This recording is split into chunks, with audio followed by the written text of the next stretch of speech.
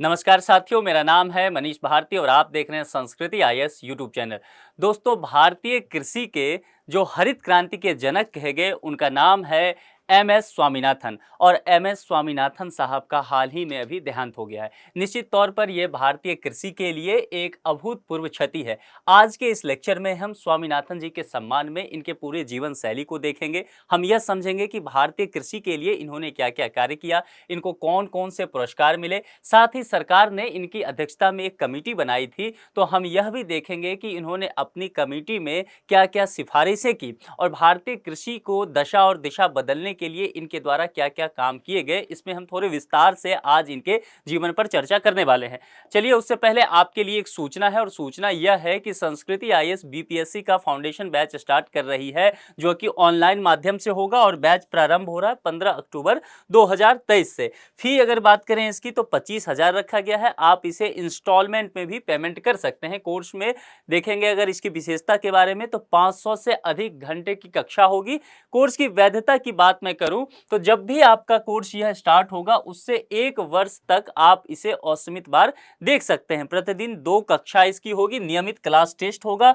जिस भी विषय या खंड की पढ़ाई आपको करा दी जाएगी उसका प्रिंटेड नोट्स आपको दे दिया जाएगा ताकि आप रिवीजन कर सके, नोट्स तैयार कर सके। इसके अलावा यहाँ कॉन्टैक्ट नंबर दिया गया है। संस्कृति आईएएस के वेबसाइट पर भी विजिट करके इस विषय में आप विस्तृत जानकारी लेकर के अपना नामांकन सुनिश्चित करवा सकते हैं। अब चलते हैं हम अपने टॉपिक की ओर। M S. Swaminathan, eminent agricultural scientist पासे जबे। जैसा कि मैंने पहले कहा कि एम.एस. स्वामीनाथन जो कि भारतीय कृषि के एक जाने माने चेहरे थे, हरित क्रांति के भारतीय कृषि में जनक कहे गए, अब वो हमारे बीच नहीं रहे। 98 वर्ष की उम्र में चेन्नई तमिलनाडु में इनका देहांत हो गया है। इनके सम्मान में पूरा देश जो है इन्हें याद कर रहा है। और स्वामीनाथन एक ऐसे शख्सियत हुए, एक ऐसे वैज्ञानिक हुए जिनसे आने वाली पीढ़ी लगातार प्रेरणा प्राप्त करते रहेगी। इनके जीवन दर्शन को अगर हम देखें तो हरित क्रांति के जनक इन्हें कहा गया। इस पर हम डिटेल से चर्चा करेंगे कि हरित क्रांति का जनक इन्हें क्यों कहा जाता है। इनका जन्म 7 अगस्त 1925 को कुंभकोणम जो कि तमिलनाडु में स्थित है वहां पर हुआ है। इनका देहांत भी तमिलनाडु में ही हुआ है, चेन्नई प्रांत में। ठीक है, मद्रास कृषि कॉलेज से इन्होंने कृषि विज्ञान में अपनी स्नातक की पढ़ाई की और पोस्ट ग्रेजुएशन इन्होंने पादप प्रजनन और आनुवांशिकी में भारतीय कृषि अनुसंधान संस्थान यानी कि IARI से संपन्न किया था। इसके अलावा यूनेस्को फेलोशिप इन्हें मिला और इस फेलोशिप को प्राप्त करने के बाद वैंगनिगेन कृषि विश्वविद्यालय में ये चले गए और वहां पर आलू आनुवंशिकी पर इन्होंने शोध किया। Cambridge university school of agriculture से इन्होंने अंततः पीएचडी की प्राप्ति कर ली और वर्ष 1954 में IARI में यह शामिल हो गए। बतौर वैज्ञानिक के रूप में वहां पर शोध कार्य करने लगे कृषि के क्षेत्र में। वर्ष 1966 में मैक्सिको के बीजों को पंजाब की घरेलू किस्मों के साथ हाइब्रिड करके अधिक उत्पादकता वाले गेहूं के बीजों का इन्होंने विकास किया।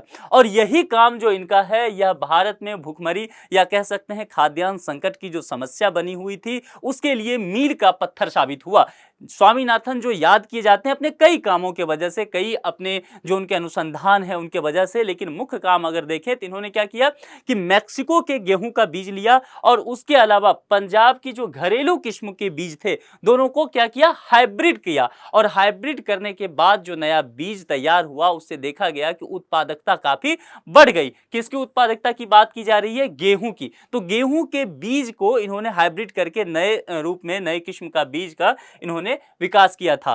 वर्ष 1962 से 1972 तक भारतीय कृषि अनुसंधान संस्थान के डायरेक्टर के तौर पे इन्होंने काम किया और वर्ष 1981 से 1985 तक खाद्य और कृषि संगठन के स्वतंत्र अध्यक्ष भी रहे। वर्ष 1984 से 1990 तक IUCN यानी कि प्रकृति और प्राकृतिक संसाधनों के संरक्षण के लिए अंतर्राष्ट्रीय संघ के अध्यक्ष के रूप में भी यह कार्यरत रहे। वर्ल्ड एकेडमी ऑफ साइंसेज के संस्थापक सदस्य के रूप में भी एम.एस. स्वामीनाथन को जाना जाता है। इसके बाद अब हम बात करते हैं कि इनके जो कार्य हुए जो कि इन्होंने विज्ञान और अनुसंधान और कृषि के क्षेत्र में किया, इनके कार्य से प्रसन्न होकर के कौन कौन से पुरस्कार इन्हें दिया गया, सम्मानित किया गया। पद्मश्री 1967 में, पद्म भूषण 1972 में और पद्म विभूषण 1989 में दिया गया। 1971 में रेवन मैग्सेसे पुरस्कार दिया गया। इसे एशिया का नोबेल प्राइज भी कहा जाता है। वर्ष 1987 में विश्व खाद्य पुरस्कार के रूप रूप में इन्हें सम्मानित किया गया। वर्ष 1991 में टाइलर पुरस्कार अमेरिका के द्वारा दिया जाता है और वर्ष 1999 में महात्मा गांधी स्वर्ण पदक यूनेस्को के द्वारा इन्हें सम्मानित इससे किया जाता है। इसके अलावा वर्ष 2000 में विश्व कृषि पुरस्कार से भी इन्हें सम्मानित किया गया था। अब हरित क्रांति की हम बात करते हैं। हरित क्रांति जो है वर्ष 1965 में इसकी शुरुआत होती है। मैंने पहले भी कहा था कि 1966 में इन्होंने गेहूं के नए किस्म के बीज तैयार किए, जो कि मैक्सिको के बीज और पंजाब के घरेलू किस्म का जो बीज था उसका हाइब्रिड करके इन्होंने तैयार किया था, और वह भारतीय कृषि के दशा और दिशा को पूरी तरह से बदल देता है। स्वामीनाथन साहब इसके लिए भी जाने जाते हैं। कृषि में आधुनिक तकनीकों का प्रयोग इन्होंने करना शुरू किया। भारत की कृषि जो है परंपरागत कृषि के रूप में लगातार जानी जाती रही। अभी भी आप देखेंगे तो अभी भी हमारे गांव में परंपरागत कृषि लगातार चलता रहा है, लेकिन अब कुछ हद तक सरकार जो है, सरकार बहुत तरह के सब्सिडी देती है, किसानों को मदद करती है, जिसकी वजह से किसान जो है तकनीक का उपयोग करने लगे हैं। अब तकनीक का उपयोग करेंगे तो इसके दो तीन चीजें हो गया इससे। एक तो क्या होगा कि मैन पावर जो है वह, अगर मान लीजिए एक कहते हैं ना कि प्रच्छन्न बेरोजगारी है, जहां पर 3 लोगों से ही काम चल सकता है, उस खेत में उस परिवार के 5 या 6 लोग काम कर रहे होते हैं, तो 3 लोग दरअसल उसमें प्रच्छन्न बेरोजगारी का हिस्सा होते हैं। ठीक है, यदि हम तकनीक का सहारा लें तो उद्यम भी कम करना पड़ेगा, ऊर्जा कम लगेगा और समय की भी बचत होगी, और सबसे बड़ी बात उत्पादकता वहां बढ़ जाएगा। तो आधुनिक तकनीकों का प्रयोग किया इन्होंने। आधुनिक तकनीक कहने का तात्पर्य यहां सिर्फ मशीनों के प्रयोग से नहीं है, सिंचाई की भी व्यवस्था की बात है, नए किस्म के बीज के प्रयोग की भी बात है, ताकि जो है किसानों को अधिक से अधिक फायदा हो सके। ज्यादा उपज देने वाली किस्म के बीज इन्होंने तैयार किए। ट्रैक्टर का इस्तेमाल करने की बात की। देखिए, आज आप ट्रैक्टर का इस्तेमाल कृषि में आप समझ रहे हैं कि चलो ये तो आम बात हो गया, लेकिन ये बात की जा रही है 1965 का। ठीक है, अब 1965 में आप समझ सकते हैं कि बैलों से जुताई होती थी खेतों की, तो उस समय ट्रैक्टर के प्रयोग करना एक बड़ी बात भारत के संदर्भ में माना जाता था। सिंचाई की अत्याधुनिक व्यवस्था की बात इन्होंने की थी, क्योंकि कृषि और कृषि में अगर धान की फसल की बात करेंगे तो उसके लिए सिंचाई की पर्याप्त व्यवस्था होनी चाहिए। इन्होंने इसके लिए भी काम किया, कीटनाशक और उर्वरक का प्रयोग किया। खेतों में किसानों को जिस एक चीज से सबसे बड़ी समस्या होती है, फसल की बर्बादी होती है, वह होते हैं कीट। इसीलिए इस कीट को ये मारने के लिए, इस कीट को समाप्त करने के जल से कीटनाशक की आवश्यकता होती है, और उर्वरक, ताकि पैदावार जो है वह बढ़ सके, किसानों की आय दुगुनी करने की बात जो सरकार अब कर रही है, वह उस समय यहां पर आप देखेंगे एमएस स्वामीनाथन साहब का ही स्वप्न हुआ करता था। मुख्य फसलें जिस क्षेत्र में इन्होंने काम किया और हरित क्रांति में जो जिन जिन फसल पर टारगेट किया गया था वह गेहूं की अगर बात करें तो मुख्य रूप से आप देखेंगे तो पंजाब का जो क्षेत्र पड़ता है, हरियाणा का और पश्चिमी यूपी का जो क्षेत्र पड़ता है, मेरठ सबका, वहां पर गेहूं की फसल को इन्होंने अत्यधिक तरीके से उत्पादन किया। नए किस्म के बीज दिए, चावल, ज्वार, बाजरा और मक्का की भी खेती की गई।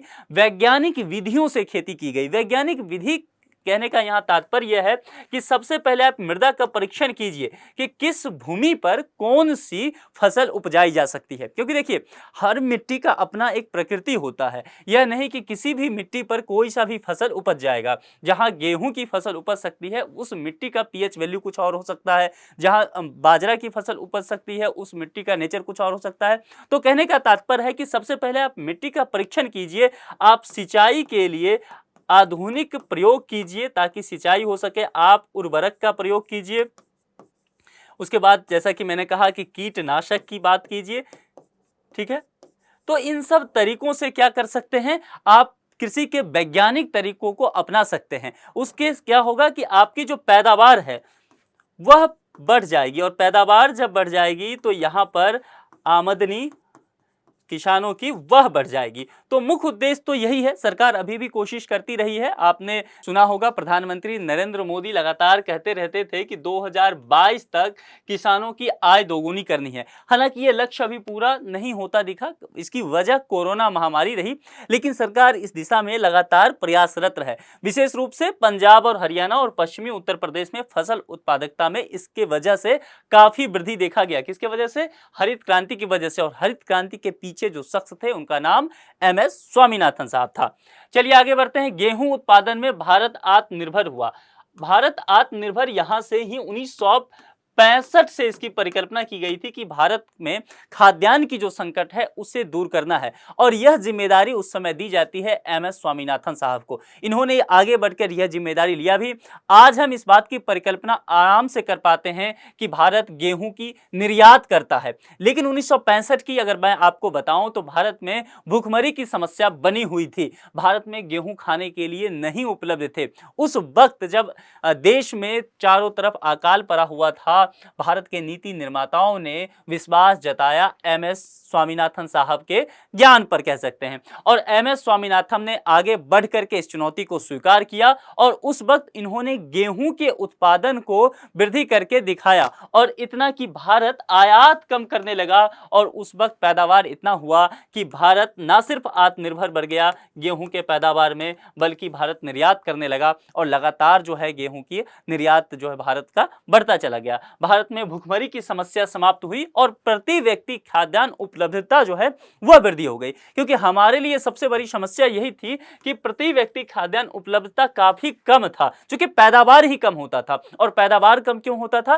क्योंकि हम लोग परंपरागत तरीके से खेती करते आ रहे थे, कीटनाशक का प्रयोग नहीं कर रहे थे, उर्वरक का प्रयोग नहीं कर रहे थे, मशीन का प्रयोग नहीं कर रहे थे, बहुत सारा मैन पावर जो था एक ही खेत में लगा हुआ था। हम फसल का आप कह सकते हैं कि जैसे कि मान लीजिए फरवरी से अगस्त के महीने तक एक फसल हुआ, अब इसी मिट्टी पर कौन सा दूसरा फसल होना है हमें इसकी जानकारी सही से नहीं हुआ करता था। हम मृदा का परीक्षण भी नहीं किया करते थे। तो जब एमएस स्वामीनाथन साहब ने इन सब चीजों का प्रयोग किया तो यहां पर प्रति व्यक्ति खाद्यान्न उपलब्धता में वृद्धि आई, और भूखमरी की जो समस्या है, खाद्यान्न संकट जो था वह भी दूर होता चला गया। इससे क्या हुआ? किसान के आय के स्तर में वृद्धि हो जाता है, क्योंकि देखिए एक चीज तो इधर है कि गेहूं चावल इन सब की आप खेती करते हैं, दूसरी बात क्या है कि आप नगदी फसलों की खेती करना वहां से किसान जो है उसकी शुरुआत करते हैं, सब्जी वगैरह का फसल का वहां पर शुरुआत किया जाता है। तो कृषि की विविधता पर इन्होंने जोर दिया कि आप अलग अलग तरह के जो है वह खेती करें, अलग अलग फसलों की खेती करें, मिट्टी का सही से चयन करके, कीटनाशक का सही से प्रयोग करते हुए और सिंचाई की उचित व्यवस्था करते हुए खेती की जाए।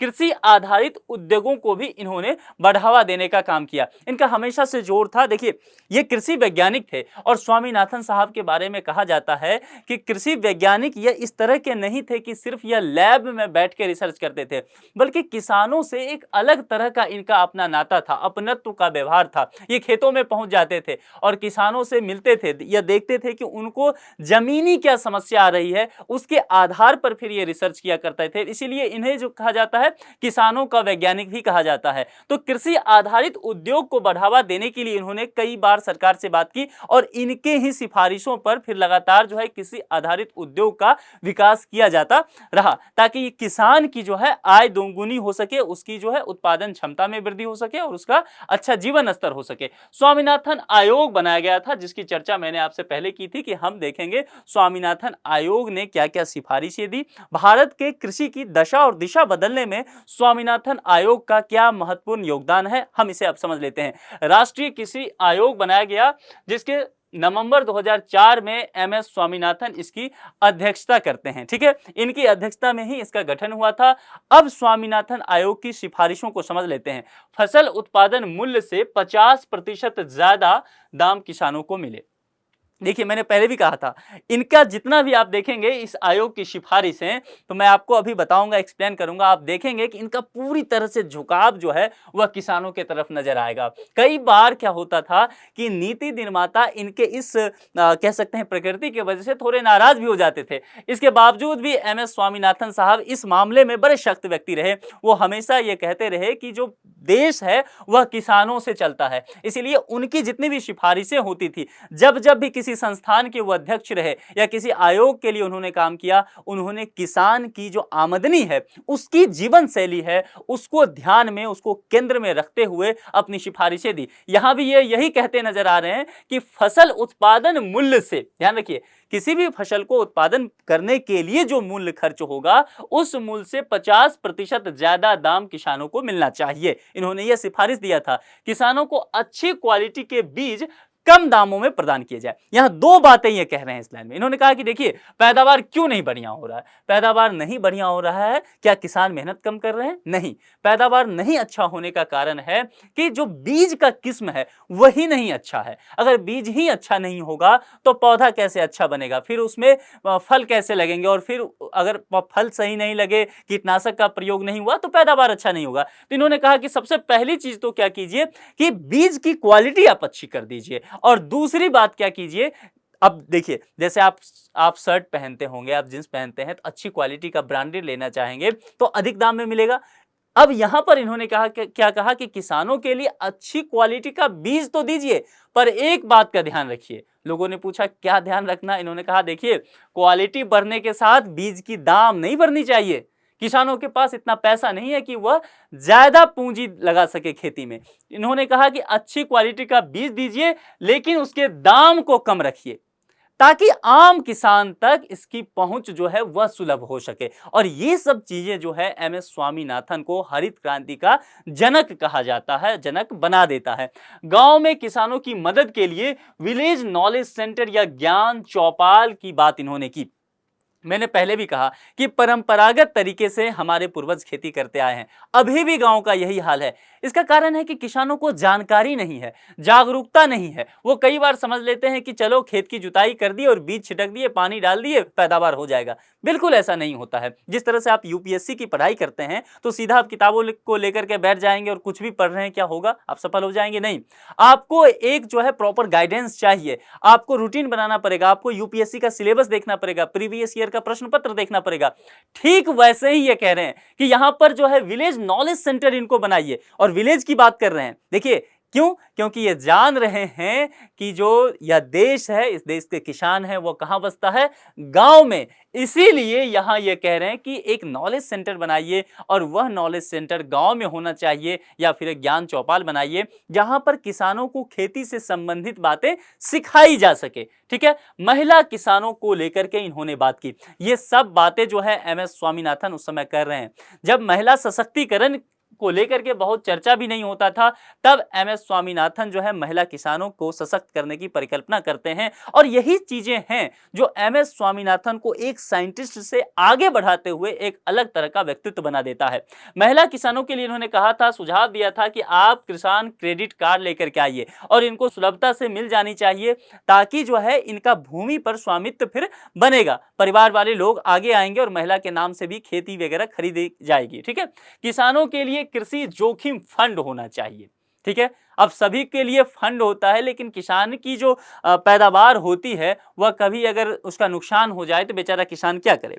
इन्होंने एक बात बहुत अच्छी कही थी कि चूंकि भारतीय कृषि जो है वह मानसून आधारित है, मानसून बढ़िया हुआ तो खेती बढ़िया, मानसून खराब हुआ तो खेती खराब, जरूरत से ज्यादा वर्षा हो गई तब भी खेती खराब। इन्होंने कहा कि देखिए किसान का जो प्रयोगशाला है ना, वो खुले में है, मैदान में है, वो उसे ढक के नहीं रख सकता है, वो अपनी तरफ से मेहनत कर सकता है, लेकिन वह नहीं जानता है कि आगे मानसून किस तरह से चलेगा और उसकी खेती किस तरह से होगी। इसीलिए इस जोखिम को पाटने के लिए एक कृषि जोखिम फंड होना चाहिए, जो उसे प्राकृतिक आपदाओं से मदद कर सके, उस पर उसे निर्भर ना रहना पड़े।